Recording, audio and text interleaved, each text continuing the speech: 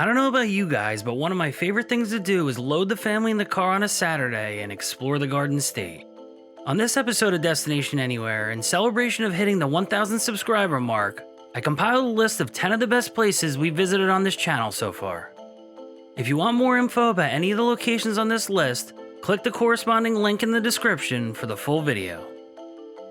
Before we get started, if you're into history in New Jersey, don't forget to subscribe to the Mickey Shuffle and hit the notification bell so you don't miss out on any of the action. With that out of the way, let's get it in gear.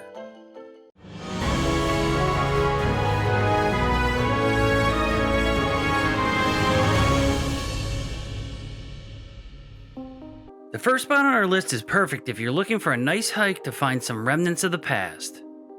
Freeze Mill Ruins, located in Millville in Cumberland County, is a perfect example of what happens when industry moves on. Once a mill for producing bog iron, a popular South Jersey export, the mill would eventually go out of business in the 1900s. Luckily for today's explorers, there are all sorts of decaying relics to see in the area today. Make sure to check out the full video on this one for a guide to the hike, including a few tips. Next up is one of the most beautiful, mostly outdoor venues in all of New Jersey, Liberty State Park. Starting from the northern point of the park, you've got the Empty Sky Memorial in honor of 9/11, which lists all the names of the victims of the 2001 attacks. Right next door is the historic Central Railroad Terminal that was one of the busiest rail hubs around. Nearby, you can board a ferry to get to Ellis Island or the Statue of Liberty, although I'm not sure what service is like during COVID. If that's not enough, you can head down to the southern end of the park for another large picnic area, once the site of the Black Tom explosion, or just continue to enjoy the view of Lower Manhattan from across the Hudson. All in all, Liberty State Park is a must-see in the Garden State. Next, we got Gravity Hill in Hopewell, Mercer County. Now, this place isn't a place to hang out, and it won't kill much more than a few minutes of your time, but I can guarantee it will be as unique as any other place you visit. Basically, if you go to this location and throw your car into neutral, you'll slowly start to roll uphill, in what essentially amounts to an optical illusion.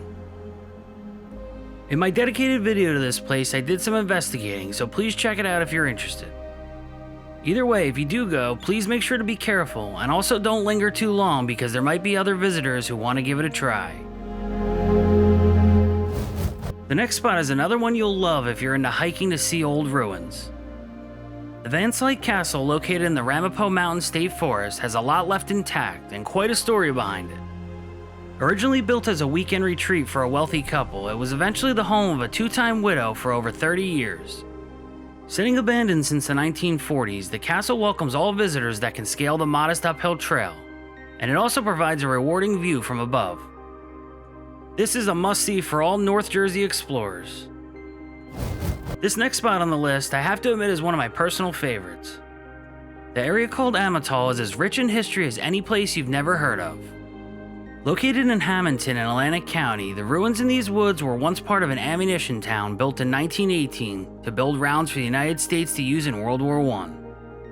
With the war coming to a close in 1919, the buildings were no longer needed and the area soon went dormant. In an interesting turn of events, the area then caught the eye of investors looking to build a racetrack, and by 1926 the area became home to the massive Atlantic City Speedway. Exploring this area with my dad was one of the personal highlights for me in the early days of the Mickey Shuffle, and I think anyone else that is looking to do some exploring will enjoy it as well. Again, make sure to check out my full video for some tips and the full story. Here's a double entry on the military front with two locations on nearly opposite directions of the state. First up, Fort Mott, located in Pennsville in Salem County, was part of the harbor defense system designed to help protect the Delaware from foreign invaders. Built in the late 1800s, today there are over a dozen enclosures you can go inside and explore. If you want to see a bit more from the inside, check out the 5 Quick History Spots video. Sticking with the harbor defense theme, head over to Fort Hancock in Monmouth County if you want to see a military base complete with firepower, fortifications, and the existing housing where the soldiers stayed. While you're there, why don't you check out the Sandy Hook Light, the oldest working lighthouse in the country. No story of New Jersey history and landscape would be complete without a trip to the Pine Barrens. Among the items to see that I visited in my video were the monument to famed Mexican flyer Emilio Carranza. Carranza would crash down in 1928 on a trip from Mexico City to New York and unfortunately lose his life. Nearby, if you're in the mood for some more decay, there's the Friendship Ruins, the remains of an old cranberry farm. The final stop on this excursion was a trip to the old Brooksbury Brick Factory. A frequent spot for taggers, there's an odd beauty to these remains. Here we are with yet another double entry, this time of working village towns. First up, we have BATSTO Village, which is quickly highlighted in the 21 New Jersey counties in a day video. Located in Burlington County, BATSTO was originally an ironworks village specializing in smelting bog ore. Going under in the mid-1800s, the village lives on as many of the buildings have been restored to their former glory. Similarly specializing in bog ore, ALLAIRE Village in Monmouth County has also been refurbished and offers visitors a step back into the past. Featuring a working blacksmith and carpentry shop, as well as a working train, spectators can get the feel of what 19th century life was like for the town's workers. Both places are no doubt perfect for a family visit on a Saturday afternoon. It can be argued that no state's battlegrounds were more important to the Revolutionary War effort than New Jersey, and that's why the next spot on our list features the location of two hugely important moments in the war.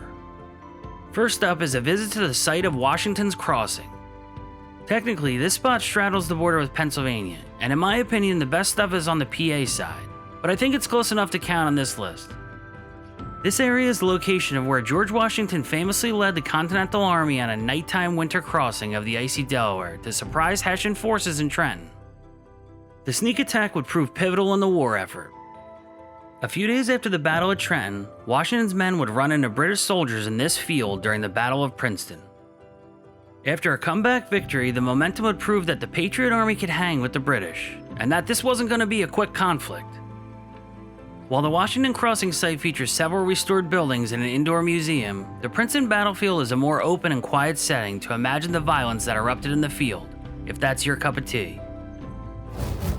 The last spot on the list has been mentioned on my channel a few times, but that's mainly because it's one of my favorites. Grover's Mill in Mercer County didn't actually have anything historic happen in it.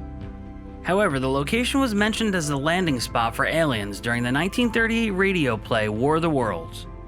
Confused listeners thought they were listening to a news report of an actual alien landing, and chaos ensued. Well, actually, the amount of chaos is debatable, but this episode launched Grover's Mill into pop culture folklore. To commemorate the event, a small monument was constructed in Van Ness Park. Besides the unique story, the park features a nice view of Grover's Mill Pond just 10 minutes outside Princeton. Well, that's going to do it for this episode of Destination Anywhere. If you have any suggestions for future episodes, feel free to leave me a comment. Otherwise, don't forget to subscribe to the Mickey Shuffle on YouTube, and I'll see you next time.